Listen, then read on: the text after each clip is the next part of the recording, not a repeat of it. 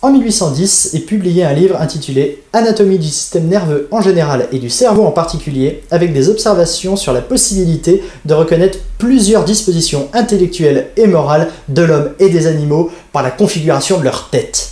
Cet ouvrage non discutable a été écrit par un certain Franz Gall. Il a été à la fois une terrible erreur scientifique et responsable d'une des plus grandes avancées de l'histoire en matière de physiologie et de médecine.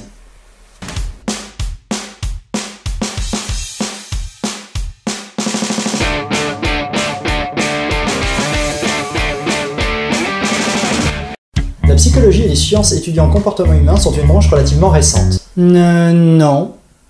Qui es-tu, ton personnage improbable me ressemblant étrangement au gré de mon visage si parfait? Je suis le ça, ta pulsion incohérente qui veut te faire du mal. Vraiment? Non.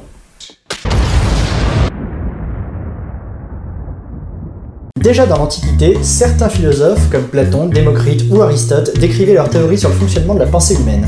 Pour Platon, l'âme, le siège de la pensée, était située à la fois dans le cœur pour les pensées supérieures, le courage, l'ambition, la raison, et à la fois dans le foie. Les désirs, et depuis cette époque, plus rien. En fait si, mais on pourrait le traduire par...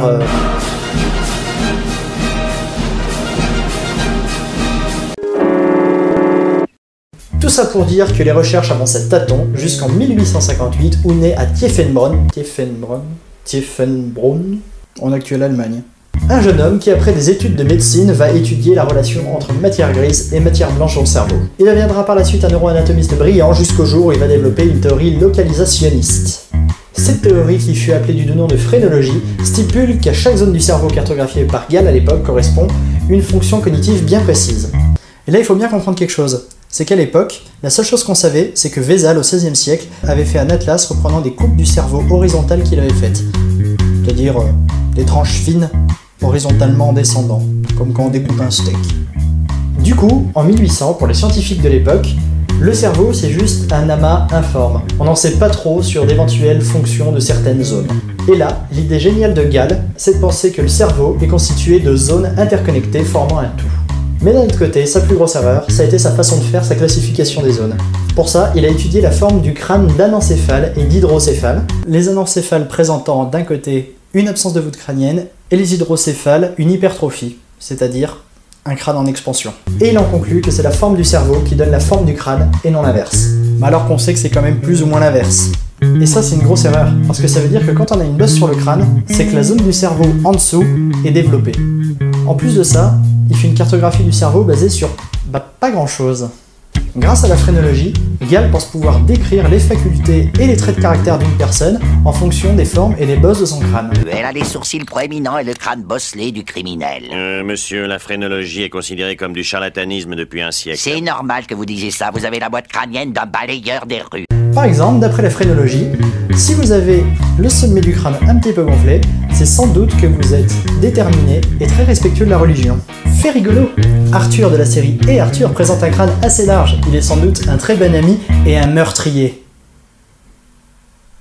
Au final, ces théories ont été relativement bien accueillies par la communauté scientifique qui n'ont pas trop posé de questions en fait. Alors que quand même, niveau méthode, c'est moyen. Mais ça a divisé d'un côté les localisationnistes comme Gall, des unicistes qui pensent que le cerveau forme un tout. Malgré ça, la phrénologie a acquis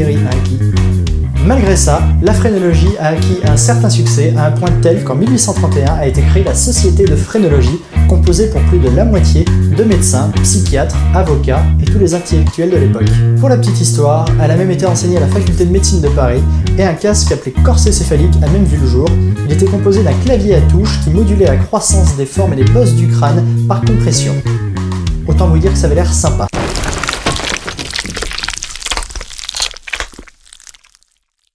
Au final, la phrénologie aura un succès déclinant avec l'avancée scientifique, mais trouvera auprès des charlatans une bonne réputation pendant encore une bonne centaine d'années. On pouvait vous proposer pour une bonne somme d'argent de trouver votre voie, de savoir si votre conjoint était vraiment votre âme sœur, ou de savoir comment éduquer vos enfants en fonction de leurs capacités. Si on peut retenir quelque chose de la phrénologie, c'est qu'elle a popularisé le localisationnisme. Et ça, c'est pas une mauvaise chose, puisqu'au final, les zones cérébrales ont bien toutes une fonction précise. En revanche, elles participent pas toutes à un trait de personnalité ou à une fonction cognitive. Certaines servent au sens, à la locomotion, etc. Et en 1861, un certain Paul Broca reprend les théories localisationnistes pour pouvoir décrire l'aphasie et découvrir le centre de la parole. Il a pour ça étudié le comportement d'un patient atteint d'une neurosyphilis qu'on surnommait temps, puisque c'était la seule chose qu'il était capable de dire. Après sa mort, Paul Broca opéra sur le malheureux une dissection et remarquait qu'il présentait une lésion du lobe frontal gauche. Après plusieurs observations, il a pu en conclure que cette zone était le centre de la parole. Ces observations lui ont valu une renommée internationale et Broca a été élu sénateur à vie ainsi que membre de l'Académie de médecine. Ses travaux constituaient les bases modernes de la neurologie et de la neuropsychologie et ont permis de décrire les troubles cérébraux comme personne ne l'avait fait avant. Merci à tous d'avoir regardé ce premier épisode, j'espère qu'il vous a plu. Si vous avez des questions, n'hésitez pas à les poster en commentaire, j'y répondrai. S'il n'y en a pas, eh ben tant pis, et sinon, on se revoit la prochaine fois. Si on peut retenir quelque chose de la phrénologie, c'est qu'elle a popularisé le localisationnisme. Putain.